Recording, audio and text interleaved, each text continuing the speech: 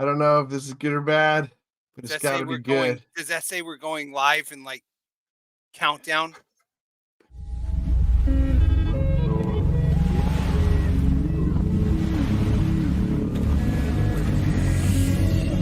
Small minds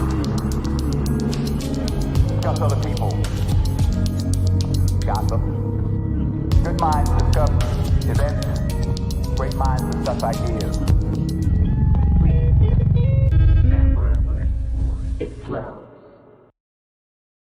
Holy crap! What was that? The heck Privilege.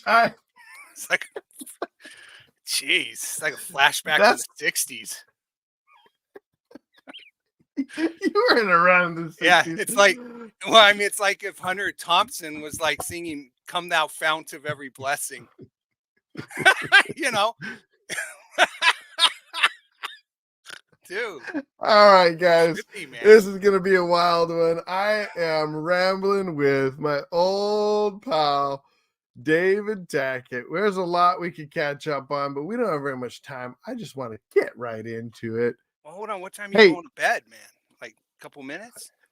I should have gone to bed an hour ago, but no, I mean, you know, I got kids and stuff to take care of, but let's do the simultaneous sigh. You ready? Yeah.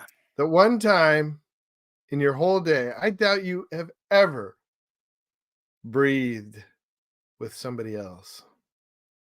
Here we go. Take let all your air out, blow all your air out. All right, here, give me a second. Let me do. Okay. Yeah. Take a deep breath. The deepest breath you've ever taken. Deep, behind your belly breath. I'll make this quick so you can get back to all those little butts you got to go wipe before they go to bed. Give them all a glass of milk. Tuck the little teddy bear in. This is supposed to be the simultaneous sign. Let's go. Okay. All right, I'll make it quick. I'm not going to waste time with it. All right. Take the deepest breath you've ever taken. You're supposed to do it at the same time. Take a deep breath. Simultaneous. All right. It's like I'm in a physical therapy session, you know. They're like, okay, just you know, breathe deep. You're like, ah! Okay, I'm just joking. It wasn't that painful, Judah. I know you're trying to relax me. Not just relax you, but let's, you know, it gets us on the same page. But I can tell. I don't know if that's good. Dude, I've been at the Renaissance Festival all day. And I'm coming to you live from this underground Ukrainian bunker, you know. I don't want to. It's like a disco party in here. I love your setup, man. That's great. And guys, class. Feel free to comment and like the video as you're watching. I mean, you got to leave a laugher for this guy. So, but come on. I love that background. Why do you have it set up like that? Real quick, what's going on there? Well, I mean, I teach evening GED classes, and actually right now I'm teaching level 5 English language learners. So, you know, I want to spice it up a little bit. You know, if Dr. Jalovic taught me anything, it's make sure it's not boring or lame. You know, I mean, he used to ride in a class with a motorcycle. Yeah, well, not into the classroom, but yeah, he would ride to class for sure. Yeah. Yeah, I mean, well, yeah, he'd drive to school and then walk up the stairs, but you know, the smoke would still be coming off of his body when he entered. You know, he'd take off his helmet. He'd be like, "Hey guys, you know, look at me, I'm cool history teacher." Anyways, rubbed off on me, you know. It's amazing that in this day and age, the equivalent of riding to class on a motorcycle is having like a discotheque. Yeah. Zoom classroom. Well, you know, you got to like, well, I mean, you know, I always like the Fast and the Furious franchise. You know, they got those hot lights, especially the Tokyo Drift. Did you see that one? Yeah, where they're like out there drifting in Tokyo is the second one. And there's that young kid from Texas. He's like a young buck. You know, he's trying to make his name in the racing world. And then he ends up like street racing in Tokyo, Japan. Anyways, you know, maybe I'm going for that look with my setup here. I don't know. Well, it's fantastic. I love it. So the thing that I've been talking to people about, my friends, to my friends about, yes, is the question. Well, there was one question that was, what are the 3 to 5 core ideas or sermons you come back to when talking to other people? But I thought that I've been transitioning into a different one as I work on my own purpose in this life, my own significance. And that is, what are you an expert in? What is your expertise? All right. Yes. What is your expertise? What do you feel like you're an expert in, Judah? Well, I'm asking you, but what do I feel like I'm an expert in? Not much. I mean, that's part of the reason I'm asking people is I'm trying to develop what my expertise is. I'm cheating. I'm using you guys because that's something I struggle with. Yeah, you find something to become an expert at. Yeah, I'm trying to, because I feel like I'm a dilettante in a lot of ways. Like, you know what it was, the jack of all trades but expert of none. Yeah, I saw that episode with Joseph. He's saying, "Oh, I'm the Renaissance man," but you're like the opposite. No, you're more like kind of like Homer Simpson or something like that. I've been working on my Homer Simpson voice. Oh, come on. Yeah, like if Wolverine, Logan from the X-Men, if he was working in a nuclear power plant and had a delinquent son, kind of, that's what you're going for in life, huh? Oh. Yeah. I mean, it could be worse. You Nobody could be Family do what Guy I or do. something. I mean, Simpsons are pretty tame compared to some of that stuff out there. I mean, at least it's no South Park in your life. I have been, much to my wife's chagrin, I have been showing my kids some South Park clips. Oh my gosh. Dude, I watched a little bit of He-Man, the first 2 episodes of He-Man with Bodie last night. The new one? Yeah, Or the old one? The old one. And then he told me how much he loved Skeletor, and I was like, well, that's the wrong guy to love. Let's turn it off. I was hoping, I mean, who says that? He says he just looks so cool. I'm like, okay, look, that's the only thing bad guys got going for him. They look good. But I mean, they're empty inside, Bo. You don't want to embrace that in your life. Dude, I'm sorry I'm off script. Okay, here, let's go for it. Hey. All right. No, but hey, I love it. It's good stuff. But we only have about 20 minutes left. I want to know, David Tackett, what's your expertise? Maybe I should have taken that deep breathing a little more seriously and thought, well, maybe you should have asked the question before we did the deep breathing. Okay. Well, we can do it again if you want. The moment's already gone. Let me think about this. I mean, I think people who know me, I think it's storytelling. I mean, you know that. I mean, if there's one thing I'm good at, it's telling a stupid story. I mean, dang, my master's thesis was like 300 pages long. I kind of went overboard. That's what I'm saying. I mean, I'm pretty long-winded when it comes to telling a story. And would you agree? Would that be an area of expertise we can talk about? Yeah. I love that. And I feel like that is where your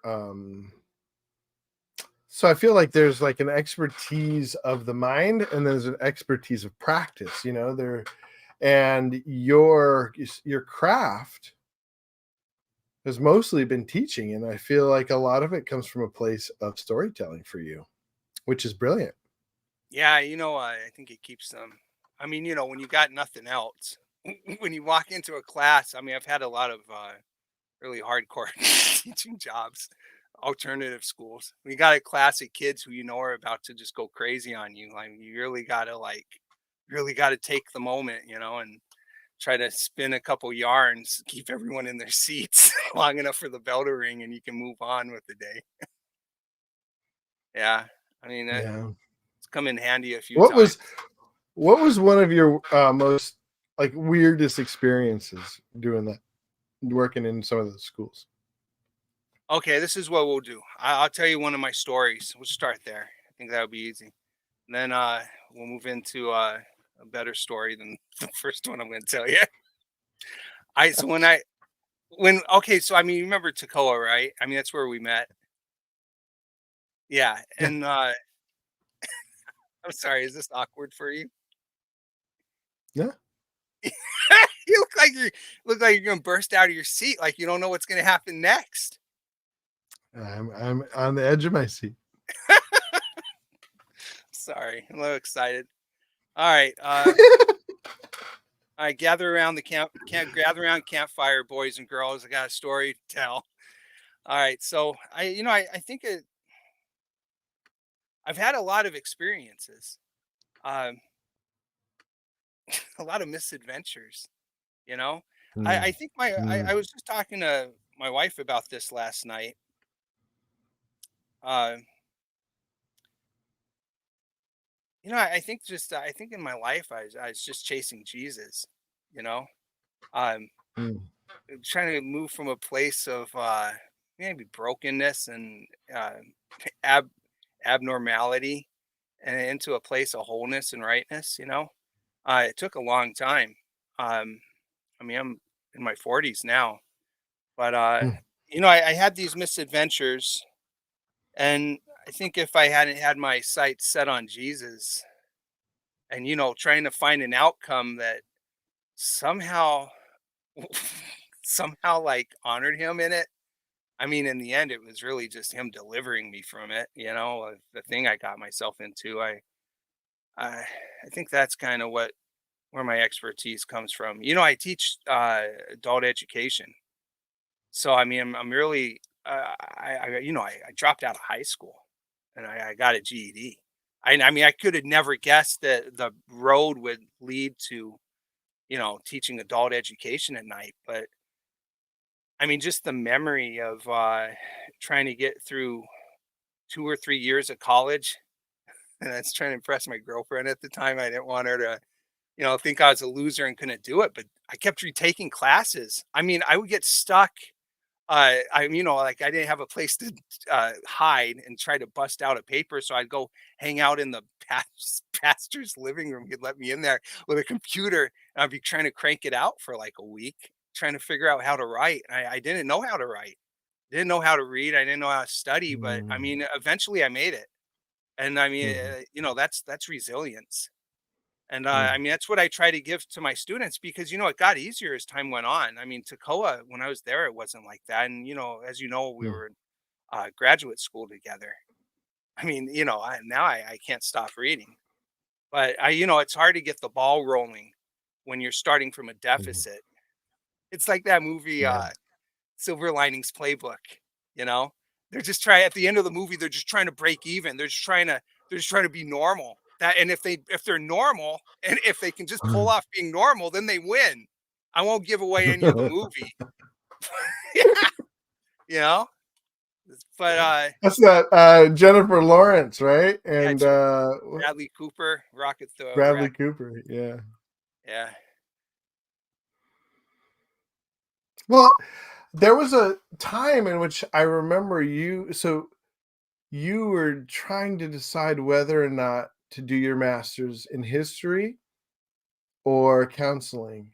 And I can't remember which way I, s- what I said, but I remember thinking like that was a pretty hard choice because you loved history, but you're a personal guy.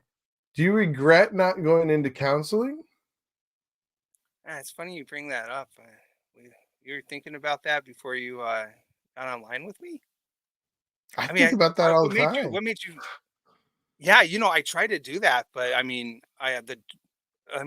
so look, when I was in Toccoa, I was kind of like out there after Toccoa Falls, like I was out there in Toccoa, and I didn't Okay. really have a way forward, and I would pray about it, and so I would pick like maybe two or three different choices. The door would shut on those other two, and I just go forward with this thing. I felt like I was following the golden brick road, right? I mean, this is like the light unto my feet kind of path thing. I kind of felt like I was following this line off into this thing that God was leading me towards. I mean, Yeah. it's hard though. It's hard to try to make, you pick three choices, and honest and truly, I would have loved to go to Savannah School of Art and Design, or maybe go to Columbia. We talked about that recently. Yeah. What was that? Columbia International University, but the doors they just closed for strange reasons, and Mm. I ended up at Trinity, and so in Chicago. Yeah. Yeah, but the thing is, like, I wanted to go into counseling because what are you going to do with a church history degree? you know, I mean, all these years later, I still don't know what to do with that degree. Golly, I could have at least had your, gone and worked with some kids or something if I got into counseling. But I Yeah. mean, yeah. So I mean, I don't know. I mean, I'm thankful for that degree now. I mean, I have a grasp. I mean, I have a grasp that I think most people don't on history, and I think, like, the thing was, when I was studying church history, I was really looking for, how did these guys do it? You know, that's the nice thing. Mm. You can see somebody's failures, you can see somebody's triumphs, see somebody's setbacks, and you see those wasted years. Especially if you're looking at, like, a missionary, who's been sending in their letters to a mission board for like 50 years. And you can see the wisdom at the end of their lives too. And you see, like, the changes the places that they came to, as a result of their Mm. heartaches and struggles. Uh, Mm. yeah, and okay. So when I was in Toccoa, I worked at a camp, and the camp director. This is one of my old stories. I don't even tell this story anymore. It's a good story though. Okay. I think I know it's coming. Yeah. Yeah. So, uh, his brother or somebody, he's like a pastor in Atlanta, and he has this guy who's a hermit. He's working at this church. He has, like, a following of, I guess, women who are, like, connected to him, and everyone's, like, kind of, like, enthralled with this guy. And so, I mean, there's The no, hermit? yeah, the hermit. There's no vetting process or anything. This guy just ends up at the camp, and they move him down. I don't know if it was like a thing where the kids. Okay, so this camp had, like, a wilderness program. And so, if you're a kid who's like, having trouble, parents could send you to this camp. They're going to have you live down there in the woods for a year, and then Mhm. they come up, and this is where I'm working, up at the halfway house. They're going to come up to me. I'm going to get them back to school, right? And hopefully they're Mm. not going to be doing, the petty crimes of vandalism and everything like they had previous to showing up at this camp. Hopefully being down there in the woods, chopping trees, living on a cot through the winter. Hopefully that's gonna, like, give them some muscle or something. I don't really know. That was the program though. So, anyways, this hermit moves down there, and he's, like, doing these, like, miracles and these, like, these things, and everyone thinks he's like this. I don't know, maybe a prophet or something. There's a speculation about him, and but the thing is, I'm up at the top of the. I'm up the hill, and man, I mean, it's just, uh, I just gone through, like, the hardest thing in my life. It was a divorce, and at Toccoa, Mm. right? And I mean, there's, Yeah. hands down, that's the worst thing that can happen to you. You're in a fishbowl at a conservative Christian college, and you get divorced, and not because anyone's judgmental, but what do people do with that? Like, how, Mm. like, it's awkward. And I mean, especially Yeah. for me, because I feel like there's this, like, judgment on me. So I'm processing through that stuff, and then all of a sudden I'm working at this camp, trying to use my degree, where, ministering to these kids that are in the halfway house, and this guy shows up. So I start going down there, to see who he is, and I mean, like, the guy was good. I mean, he was, dude. It was some What did he do? What? manipulation. I mean, just kind of, that thing, like, just sit there and talk to you. I talk to him, and then just one thing leads to another, and next thing I know, this guy's telling me he's Jesus. you know, I mean, I don't know if it's Jesus the way that we would consider Jesus. I mean, that it was something else, but I mean, I don't know if it was like a spiritual presence he thought that had entered into him, and that was Jesus, and now he's Jesus. I don't really know how it all worked out, But okay, so one thing leads to another. How did you react Yeah, when like he told you he was Jesus? well, let's just skip over that part. Well, I mean, you hooked me in. I mean, I didn't know what I mean. Okay, so look at this is the thing. Just been through Bible college, so I think I know something, right, about the Mm, Bible. And then this guy tells me he's Jesus. So maybe for about 2 or 3 days, like he just hooked me in. I was like, "You're Jesus," mm, and but the thing is, it's like there's like a place of logic, right? And then there's like a mhm, place of spiritual warfare where it's like things get cloudy, the truth starts getting kind of skewed, and you just get into a place of confusion. So it's not like you're mm, like sold that this guy's Jesus, but you're like, mm, well, I mean, he's like kind of baffled me so much. I don't know what the heck's going on, right? And so mhm, he mhm. just he kind of shifts off of that because like I'm really like asking him questions about the Bible that he can't answer, which maybe is like the first disqualifier. I mean, if you're going to say you're God, you should know something about the Bible. But he did Well, know do a lot you about think other holy do you books. think yeah, well, that's interesting. Well, do you think that some of your buying into it had to do with being disoriented, like being out in the woods, being sort of I was just unmoored? it's just the crying in my pillow every night because of the divorce recently. I mean, Well, that's still what the other processing that stuff. disorientation. Yeah, Yeah, and then this guy not shows up. anchored to anything. Yeah, he Mm. tells me, "Oh, well, you do a lot better if you just get rid of all your stuff." So, anyways, I call her up and I say, "Hey, I'm going to take all this stuff up to you and get rid of it." Uh, I don't know what I was thinking. Maybe I'll follow the hermit out into the woods. I don't know. I mean, that's the thing. I don't think there was a plan. It's just kind of like, and so I this is where the story gets well, I mean, it was already good, but it's in a weird way. I mean, this is where it gets redeemed. So I end up like loading up a truck. I organize everything with my ex to take it all up there. And I end up with this German exchange student. We end up in Cowpen, South Carolina, right? And we're out there and he wants to hear the story of why we're doing this. Why are we gonna take everything up you know, to your ex and in New England? And I tell him, and man, now automatically like car pulls over, right? This guy's just like he's just a granola guy, he's just a hippie guy, real Yeah, kind of I think I real remember. mellow. Yeah. And he sits there and lights up his cigarette and he's looking out at the horizon line. And he said, man, this is like what 20, 30 years later. I'm telling you this. I'm remembering this. Yeah, and he says, I love the sunset. It's so beautiful. But look at all this garbage blocking the view. And it was like there's like a barbecue sign and a bunch of electric wires and just the kind of stuff you see on the side of the road. And I'm looking Mm, at it and I'm just thinking what he said. And I think like in this is the thing. I think this is the first time I realized that in my life.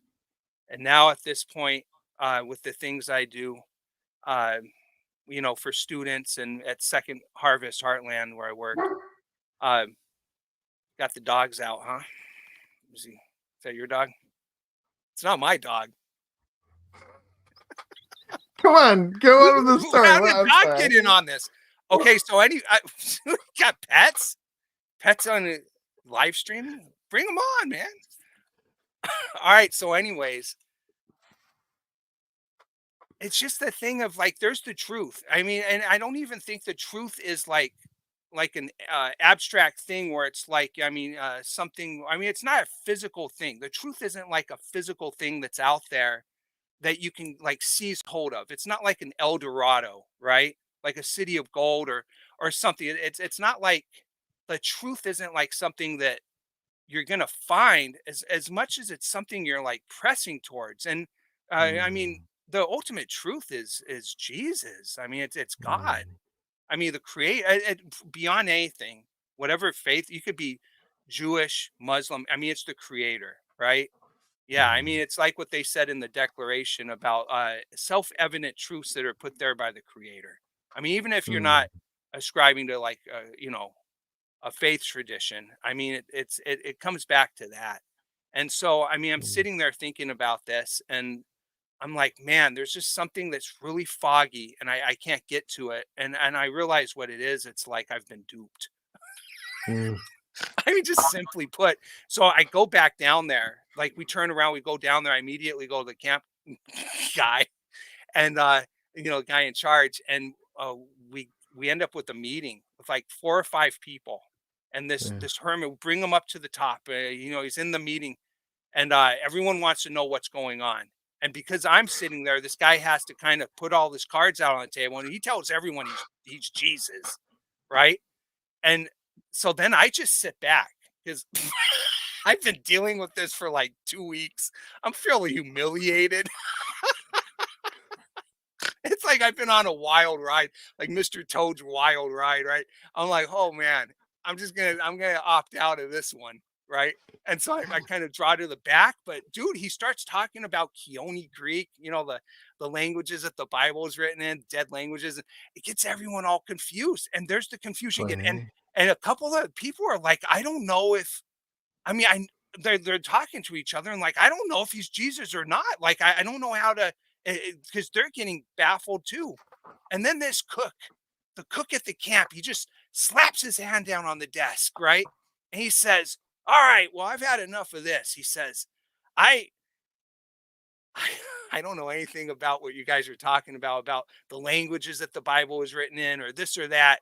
But I know one thing: this guy right here, this guy is not Jesus." And as soon as he does that, it's like wind goes through the room and everyone just takes a turn and points at him and says, "You're not Jesus. You're not Jesus. You're not Jesus." And that's just where it ends. And then, Then when it came to you, so when it came to your turn to point at him and say you're well, not Jesus, what was that like for you? I mean, I didn't do that. I was just more kind of like, I mean, I was just kind of more like, wow, man, this is crazy. I mean, honestly, and truly, I wasn't laughing or anything. I was just kind of sitting there, just like, wow, man. I mean, I was Well, thankful. I was thankful. I was thankful. I was like, well, maybe I'm not as bad as I think because these these guys got sucked. We're starting to. I mean, there was confusion with them too, and I mean that do you was the think guy's real power was yeah, baffling everyone around him. I wonder if there was some real demonic activity, Oh, 100%, 100%. like some of these like magicians that are able to rapture people in using something sort of serious, I mean, supernatural. Yeah, there's like And yeah, seductiveness to it. Like yeah. I mean, it kind of plays on your goodness and on your kindness, on your manners, because Mm, it's like you start to call him out, and then it's like, hey, what are you accusing me of? And then you start to wheel mm, back a little bit to try to, and I think it's also that thing of I want to understand what's happening here. yeah, And so when yeah. it's the merry-go-round keeps going around and around, it's like that hook that just draws you in. And that, the guy talked me into going and getting rid of all my stuff, you know? And I guess next, and when I got back, I said, I did it. He said, good job, my good and faithful Good and servant. Now faithful. follow me to the Appalachian Trail. I don't know. I'm glad I didn't get to that place. I'm thankful for the man that I had brought out to Cowpens, and he pointed out that the truth was obscured Mm, by using the illustration of the sunset. You know, yeah, yeah. yeah. But I think that's the Was thing. when you call this guy a hermit, was this like a homeless person? Was it a He kind of saw what is a himself as hermit? he was kind of like a holy man. I mean, he was like he saw him. He told me a story about that he was out on the Appalachian Trail, and the divine presence of God or something came and entered into him, and Mm, he like he had a strict diet where he didn't, it's almost like a vegan diet, but he only ate fruit, like raw fruit, and he bathed in rain. He kind of like had some of that, you know, Rastafarian kind of stuff going on where certain things you don't eat, you don't cut your hair. I mean, he had like certain mm, beliefs like that. Yeah. So, I mean, and he mm, was a hermit, just kind of like he was a homeless guy, you know, mm. go and stay at different places, Interesting. like that church in Atlanta and then our camp. You want to hear something interesting? So I'm telling you a story about chaos, but there was a boy that at the camp, and I remember he was there because he was dabbling in the occult, and that's why his mom had sent him there Hmm. for whatever reason. Okay, unrelated to all of this. His mom pulls him from camp. A week later, Hermit shows up. He's living down there. Like literally, like 2 or 3 days after I got this guy kicked out of camp, the boy shows back up. So I mean, Wow. yeah, I'm thankful for that. I mean, he was the only one of the clients who were dealing with that kind of thing, and I Hmm. mean, he wasn't there for the mayhem. Wow. I mean, I don't know how that guy would have messed up his treatment. I mean, I don't know. I mean, that's some crazy stuff, but yeah. I mean, I don't know. I mean, So when I look back on this story, I have a lot that I guess I'm ashamed about. Even telling you the story, I mean, it's humbling. It's like, hi, I almost joined a cult when I was right after Bible college. You know, Joseph Maxwell Rhodes says, I was thinking about this story this morning. He was thinking about that story, yeah. Well, your story. Joseph, I mean, dude, if you want to do me a favor, don't offer me the Kool-Aid. Say, hey, David doesn't need it, man. He's drinking enough of it in his life. Well, Yeah, let's tie it back into drink water. um, tying it back into the original question of what is your expertise. I feel like a lot of this, when you say storytelling, you've lived a pretty interesting life. I mean, as this story illustrates, do you think some of that has to do? I mean, I believe a lot of what builds up our expertise is like who we are, like what we've been through, our experience. Yeah, I think. Well, okay. So look, that was what 20, 30 years ago. It's already 20 years? Yeah, I mean, it was No, a no, while. no. Maybe It's like 10, 15 15. years. Yeah. Yeah. You Oh, know, maybe what? Wait. Yeah. so when COVID happened, okay, here's another story, but this is I mean, I think this builds on the previous story. So I'm in the thing is about that hermit is I was in a really desperate place. And I was in a Yeah. really like crippled and crushed place because of the things I had just experienced, right? And Mhm. just, I mean, more than anything, the shame. And so, like, I'm looking, I'm at a Bible college, I get divorced. It's Yeah. nothing worse. I mean, at that Well, point in my life, that's what I'm thinking. I and know. I mean, I can think of some worse things now. I mean, yeah, being paralyzed, might have been a little yeah, worse. I don't know. yeah. I mean, there's a lot of worse things, but the thing is, back then, and so, it leads me into this thing. But the thing was, I was searching for the truth, right? I mean, I was searching for this way through, and when COVID happened, I drive a truck for Second Harvest Heartland, so we go pick up Mm, food at grocery stores that's donated. Maybe a couple days before it's about to expire, and mm, I take it. I take it to these big, huge food distributions. Not every place has this. Minnesota's like tops for this. I mean, they have so many nonprofits here. I mean, this is like it's really good. Uh, mm, I mean, Mana Market, where I've one of my big drops, I've probably taken 1,000,000 pounds of food there that was going to be thrown away from the grocery stores. But and that's like impressive, right? But but that's just something I'm part of. When COVID happens, uh, the governor of Minnesota locked down the state, and so I'm praying in the truck because I'm not gonna. I mean, I'm not gonna go stay home. I mean, I'm kind of excited. I'm like, hey, I'm in one of the emergency kind of like jobs. They're not gonna get rid of me. I'm just gonna be able to work like crazy during COVID. And so, anyways, I'm in the truck and I'm praying, and I just tell God, and I say, God, I'll do anything you want me to do. I said, I want to. I said, God, I really want you to use me. I, I mm, said, I said, just do something big. Just here I am. I'm thinking Isaiah, right? I'm like, here I am, send me, you know, and mm. you know, honest and truly, I think back, I think on that, and I think on the hermit, and maybe what I was looking for going down there and messing with that guy. Uh, I mean, the reason the hermit never got me is because, there's no way I could ever belong to him. I mean, Mm, it's not like who the king is yeah. in my life. I mean, Mm. you can lose sight of truth, and you can lose sight of creator for a while, and move in the wrong direction. But I mean, if you wander away from the shepherd, he brings you back. And so here I am at second harvest. I pray that prayer, and then I'm all excited, looking out the window. You know, maybe something's gonna fall from the sky or something. Nothing. And maybe like right after that, like a week later, I'm walking through the warehouse, and there's just all this food piling up because the volunteers have all quit.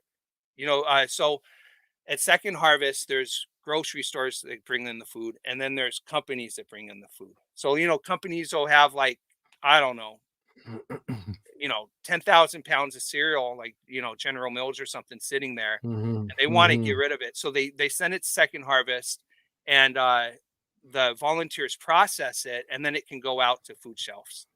And so all this food's piling up, and I'm talking, dude, I'm talking like hundreds of thousands of pounds of food just sitting there.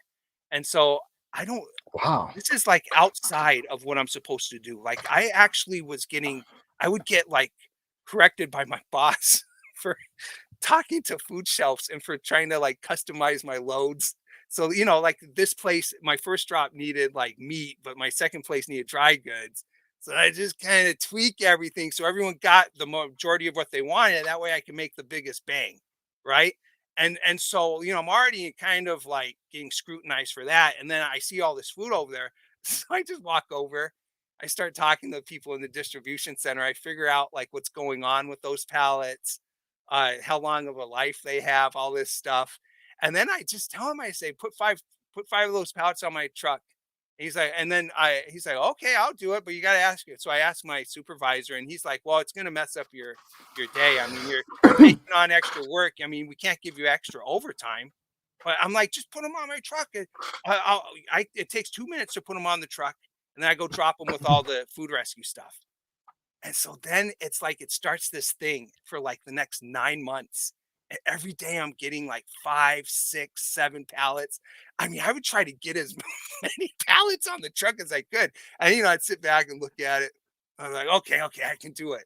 But some days it was tight, man. Like, I'm like stacking up my whole entire truck to try to get the food rescue stuff to the place too. So wait a minute. So you got 5 extra pallets.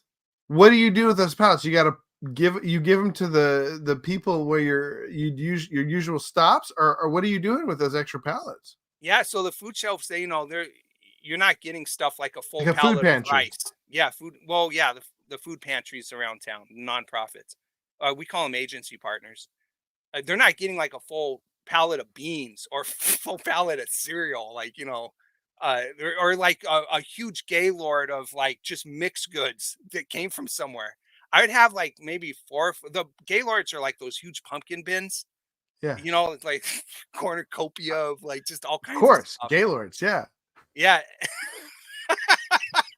I know maybe it's an outdated name, but it's still what they're called. So maybe Okay, that'll yeah. be a chopping block of politically correct terms to get rid of soon. But it's not one people use too often. So I like it. All right. hey, So anyways, I mean, so call it a you would just show up to one of these places that normally gets like a handful of donuts, and you drop off a whole no. thing of like a whole pallet?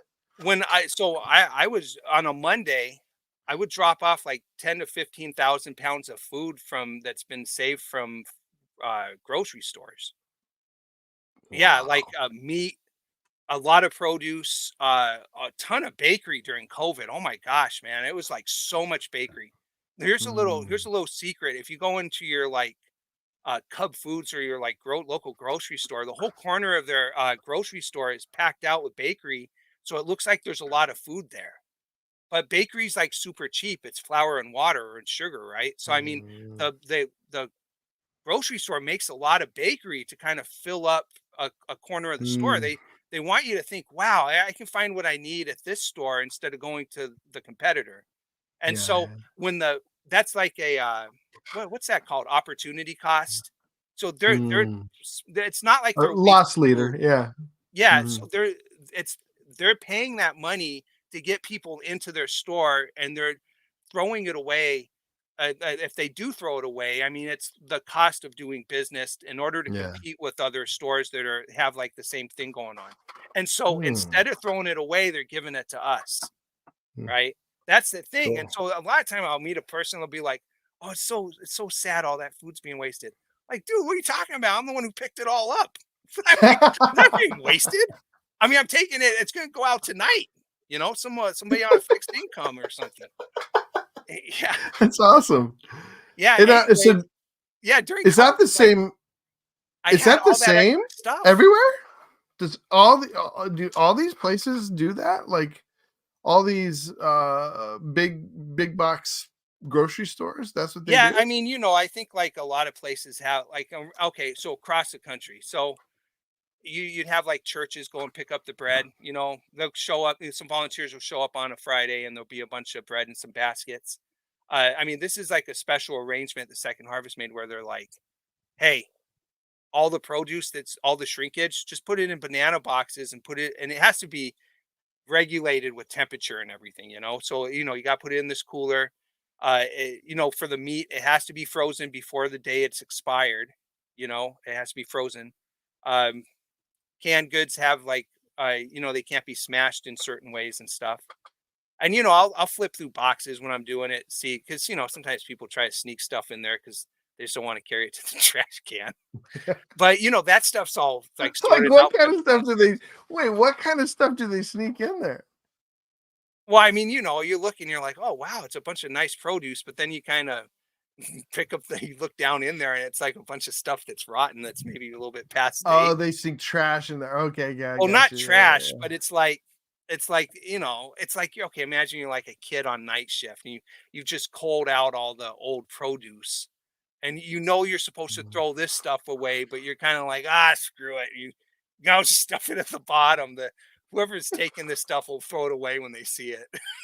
I mean, it's that kind of stuff. I mean, Yeah, you're yeah, dealing with a yeah, lot of people. Not everyone's like that, but yeah, yeah. yeah. I mean, if I miss it, the volunteers get it when they're sorting Mm. through it. So yeah, but at the end of, Fascinating I mean, stuff. let me get back onto the thing. So at Okay, the yeah. end of all that, uh, you know, it was actually hard, man, because I was just going so hard that my boss was like trying to pull me back, but I just wouldn't I wouldn't listen to it. And I just kept working it, working it, working it, and there's this one place. This is like the impact. So Source, they're a food shelf down in kind of down by the art college, down by Lake Street where the riots had happened. Okay, because you remember COVID, and then it was the George Floyd thing, and the Yeah, whole like down like all of Lake Street was trashed. All the grocery stores were vandalized. It was like a food desert. And so mm, Source is bringing food to like the burned out Kmart over there every Saturday and just giving it away to people. And so I'm showing up with all these extra pallets, and they had just opened, and then that stuff had happened. So 9 months later, they're like used to getting like just all this like really great dry goods from me. And then I'm like telling them, "Oh, it's gonna stop. It's gonna stop pretty soon." But it's like talking to a little kid.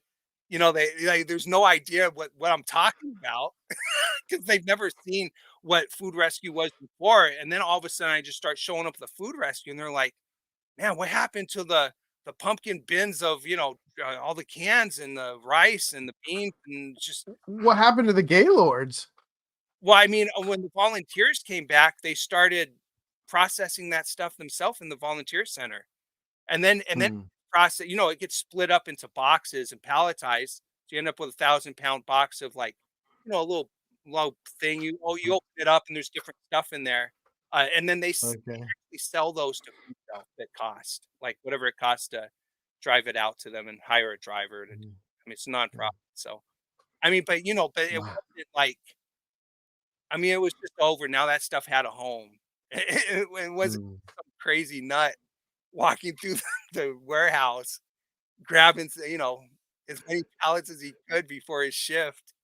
and then rushing, like, that's the thing. I, like, worked hard. I had to rush to do it. You know? So that you were trying not to get overtime, right? Because if you Well, I got mean, overtime, you get in we trouble. naturally got overtime, but it's like I didn't want I mean, I already had so much overtime because of COVID, because a lot of the agency Mm, partners had shut down, so we're picking up their stores.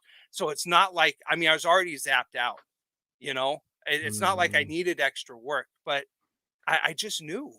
Like you know, the thing was when I found out where the food was going at source, like I really like targeted source for a lot of that stuff.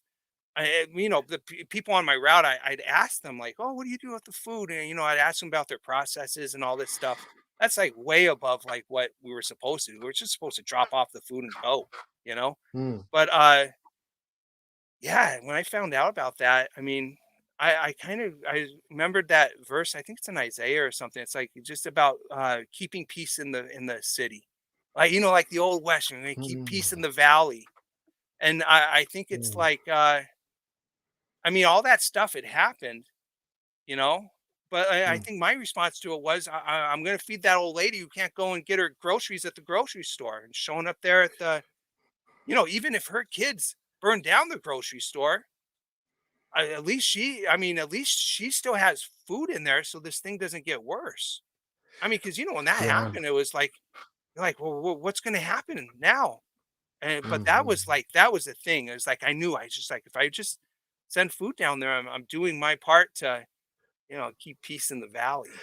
You So know, that was the way God really blessed you. Is like He rained. That was your manna from heaven. Is just these big pallets of food that gave you a sense of significance and purpose. To how long? How, was that a good it's like like for like 4 or 5 9 months. months? I 9 months, did that for 9 months. and Yeah, it's awesome, work, dude. but awesome feeling to be Well, able I to don't know feed about the thousands awesome of people. feeling, man. I was stressed, stressed out. I mean, you know, you get into it and you're like, oh man, that's a lot of extra work I picked up for myself. Like I'm doing two jobs here. Yeah, I mean, but the thing is, I just didn't stop. But the thing was, I don't know if it was like awesome feeling. I mean, Hmm. I mean, when I look back on it, I'm like amazed by it, and I'm proud of it. I guess I don't. I'm not even really sharing it for like some sort of glory or something. It's Hmm. more just like when I look at like what's going on in the country, and I look what's going on in the world, and I look at the lives of my students. You know, I think as a Christian, I mean, for me, even if I'm not saying this like verbally, it's like caring about the things God cares about, right? And it's about like it's about going out and doing what the apostles did. I mean, they fed 5,000 people. I mean, I'm sure I fed that much, you know, at least 5,000 families. I mean, they said we Yeah. could do. He said we could do greater than John the Baptist, right? Yeah. In our lives, and that's where it meets the road. And that's the thing. When I was with that camp, I'm going through that hard time earlier in life. I mean, that's the thing I was looking for. I was looking for access for God to do something with me. And Mm. at this point, like I just realized it's just you just say a prayer, and it's like what Fitch used to say at Life on the Vine. You know, you just and then you pray about it, and then you just look around to see what's happening, and you see what Yeah. God's doing around you, and then you go do it. Yeah. Yeah, You I go think join them. yeah, Yeah. and that's the thing. Like God can't answer prayers like just reaching down a hand from heaven like a Monty Python thing. He's up on a cloud. He's like, oh my, you know, reaching down and helping you. I mean, he's sending people to you to help you. But that's the Well, thing. Even if he's not sending people, like, and if you know God, then you can go. You know, and that I mean, that's like my thing now. I mean, that's what I did during COVID. Actually, the hardest part of COVID was when it when it ended and I was just going back to just doing regular food rescue. And I'm still helping people, but I'm like, "Oh, man." You know? Wow, those were the glory man, days. that's something to think about. The worst part of COVID, I mean, for many of us, for some people, it was losing their family member or something, Well, you know. yeah, I mean, But for many of us, yeah. like you know, No, totally, totally. but for many of us, it was the hardest part was just going back to normal. I mean, it was a hard thing to do, but I do to kind of connect. I talked to David Kimmel this morning, and he was talking about one of his core things he likes to talk about to other people is the way he phrased it was partnering with God. And I think that's exactly what you're talking about. It's like kind of tying it in what we were talking about. Like, and I like what you said about what Fitch used to say is just being observant and looking for where God's working and joining him. And that's that partnering with God that David, what's his name? David Kimball was. I talked to a lot of Davids on this show. I talked to David McNeil, my dad, David Tackett, although you go by James now. Well, I mean, my family calls me James. I go by David. I mean, I get a lot of people call me different things. Well, Davids are always welcome in this show, in this ramble source. And dude, I appreciate this talking to you today. These are some very interesting stories, and we have got one more comment by Joseph Maxwell Rhodes. He says, 3 stories I think about with David: Mountain Jesus, the story you told, funeral procession accident, and I ain't no sneaky man. I remember that number one. 3 is that when I jumped out from under the bed and scared you when you're coming out of the shower. I'm sorry, Joseph. I mean, I don't know if I had it to do over, I wouldn't do it over, because it was funny. But you didn't deserve that, man. You're just trying to get clean and get dressed. And I interfered big time. Oh man, some crazy stories, some crazy times. But I appreciate this time with you. I hope to have you back on because I want to hear more. I feel like we didn't get enough into the expertise and how you hone your craft. Dude, I just told you. I I told you I picked up like 150,000 pounds of extra food, working like 20-hour days in a 10-hour shift. That's not expertise. I don't know what is. Well, because you start off by saying my expertise is storytelling, and then saying you own your craft. Yeah, well, I don't see the connection, but I do see what you're saying. Well, I like, mean, did you enjoy the story of second harvest during the COVID lockdown? Did you? And there you go. You know, it's like what Joseph said in that. I mean, I don't know, Joseph. It's like I'm connected to that other podcast. I mean, he said 2 things could be true at once. Did you say that, or was it Ben Shapiro? I don't know, man. Somebody said it. I think it was Joseph. Oh, well, thank you so much. Oh, look at that. Tori Norquist. I talked to him today. He's going to come on the show. Tori's going to come on. Nice. We got Maxwell Rhodes, Jonathan Moore. There's a name from a long time ago when I was in long time ago. I should have Jonathan on. And Hugh Henthorne. Hey, there's Bud Henthorne joining in. He's such a sweet guy. Just always encouraging.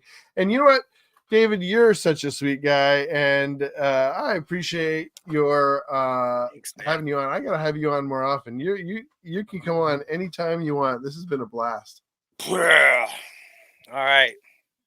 Full let's score. go out. Let's go out the way we went in with that that psychedelic intro you got. Hit it one more time, baby. I made an outro. I'll hit the outro. It's not so. Oh, all right. Let's see it. It's not so okay. All right. And thank you for everybody for tuning in. Thank you, Joseph. Thank you, everybody. Bud and Jonathan, and who else did I say? Tori. Thank you, guys. Yeah, and hit the subscribe button down below. That's right. For Judah. Yeah, or just, like put a comment or something. All right. All right, David, have a good night. And we're going to play out with a little outro I made. All right.